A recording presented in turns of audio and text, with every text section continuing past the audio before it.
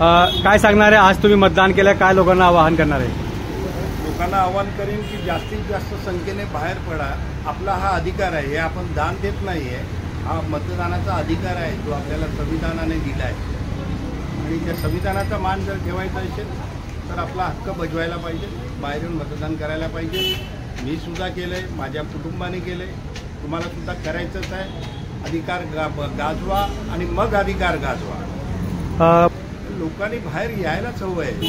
हा जर आपण बाहेर आलो नाही तर उद्या आपल्याला अधिकार राहत नाहीत. आपल्या मनाला तरी पटतंय का मग समोरच्याला लोकप्रतिनिधीला जाब विचारायचा, आपण वोट द्यायचा आणि ठासून जाब विचारायचा.